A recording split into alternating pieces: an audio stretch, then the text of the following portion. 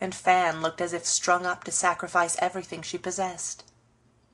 "They shan't have my new earrings, I'll hide 'em, and my best dress, and my gold smelling bottle. Oh, oh, oh, I think it's mean to take a little girl's things away." And Maud dived among the pillows to smother a wail of anguish at the prospect of being bereft of her treasures. Polly soon lured her out again by assurances that she wouldn't be utterly despoiled, and promises to try and soften the hard hearts of her father's creditors if the earrings and the smelling bottle were attached. "I wonder if we shall be able to keep one servant just till we learn how to do the work," said Fanny, looking at her white hands with a sigh. But Maud clapped hers, and gave a joyful bounce as she cried, "Now I can learn to cook! I so love to beat eggs. I'll have an apron with a bib to it like Polly's, and a feather duster, and sweep the stairs maybe with my head tied up like Katy.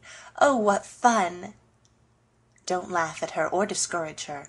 Let her find comfort in bibs and dustpans, if she can," whispered Polly to Fan, while Maud took a joyful header among the pillows and came up smiling and blousy, for she loved housework, and often got lectured for stolen visits to the kitchen and surreptitious sweepings and dustings when the coast was clear. "Mamma is so feeble I shall have to keep house, I suppose, and you must show me how, Polly," said Fan. "Good practice, ma'am, as you'll find out some day," answered Polly, laughing significantly. Fanny smiled, then both grew grave and sad. "This changes everything. The old set will drop me as we did the Mertons when their father failed, and my prospects, as we say, are quite ruined." "I don't believe it. Your real friends won't drop you, and you'll find out which the true ones are now. I know one friend who will be kinder than ever." "Oh, Polly, do you think so?" And Fanny's eyes softened with sudden tears. "I know who she means," cried Maud, always eager to find out things. "It's herself. Polly won't mind if we are poor, 'cause she likes beggars." "Is that who you meant?" asked Fan wistfully. "No, it's a much better and dearer friend than I am," said Polly, pinching Fanny's cheek as it reddened prettily under her eyes. "You'll never guess, Maud, so I wouldn't try, but be planning what you will put in your cunning three-cornered closet when you get it."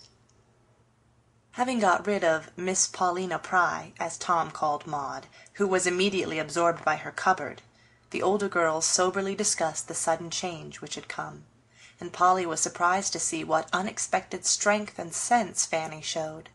Polly was too unconscious of the change which love had made in herself to understand at first the cause of her friend's new patience and fortitude, but she rejoiced over it, and felt that her prophecy would yet be fulfilled. Presently Maud emerged from her new closet, bringing a somewhat startling idea with her. "Do bankrupting men," Maud liked that new word, "always have fits?" "Mercy, no! What put that into your head, child?" cried Polly.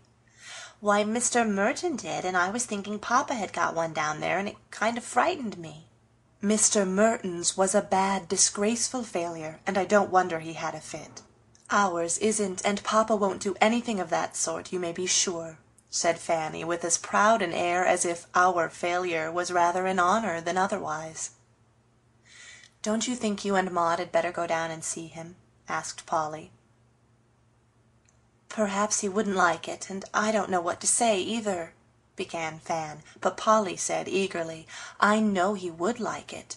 Never mind what you say, just go, and show him that you don't doubt or blame him for this, but love him all the more, and are ready and glad to help him bear the trouble."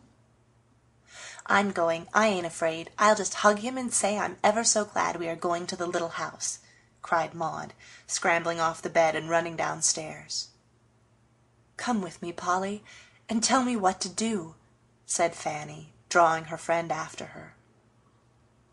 "You'll know what to do when you see him, better than I can tell you," answered Polly, readily yielding, for she knew they considered her "quite one of the family," as Tom said.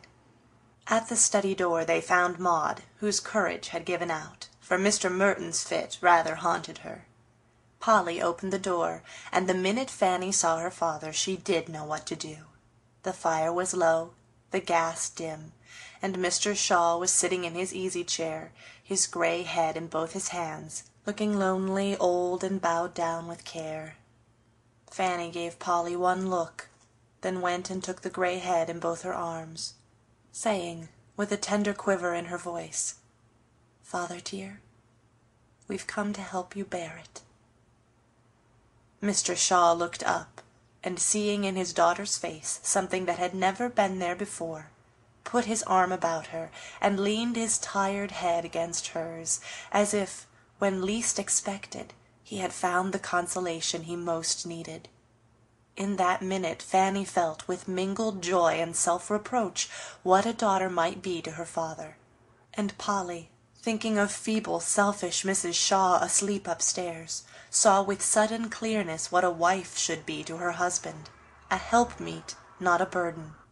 Touched by these unusual demonstrations, Maud crept quietly to her father's knee, and whispered, with a great tear shining on her little pug nose, "Papa, we don't mind it much, and I'm going to help Fan keep house for you.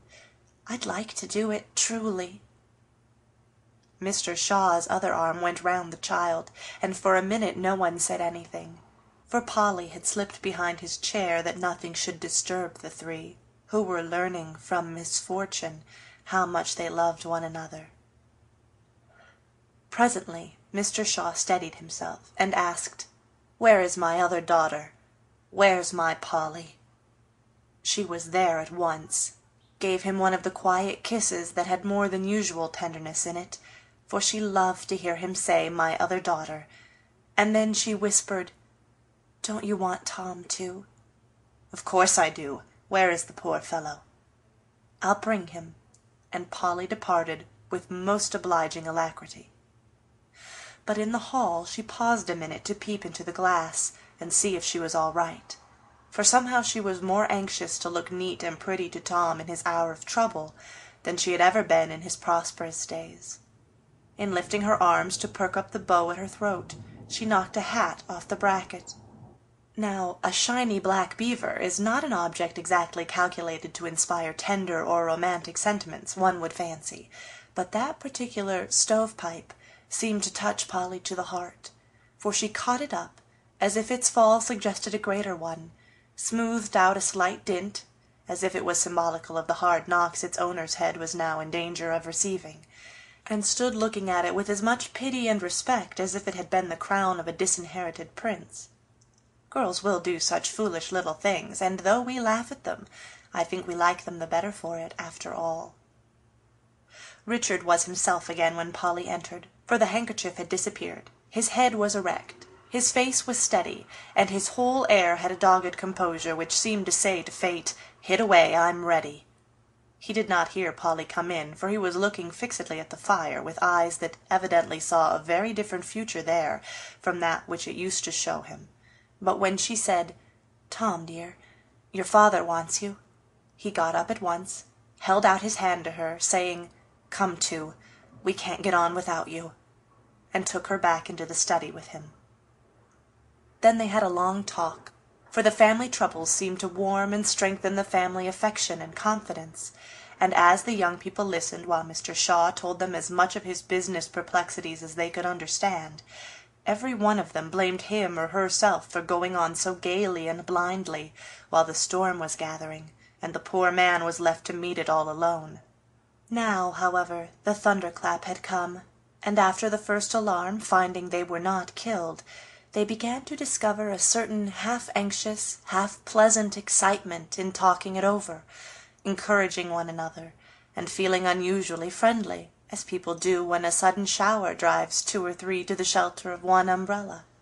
It was a sober talk, but not all sad, for Mr. Shaw felt inexpressibly comforted by his children's unexpected sympathy, and they, trying to take the downfall cheerfully for his sake, found it easier to bear themselves. They even laughed occasionally, for the girls in their ignorance asked queer questions, Tom made ludicrously unbusinesslike propositions, and Maud gave them one hearty peal that did a world of good by pensively remarking, when the plans for the future had been explained to her, "I'm so relieved, for when Papa said we must give up everything, and Mamma called us all beggars, I did think I'd got to go round asking for cold victuals with a big basket and an old shawl over my head. I said once I'd like that, but I'm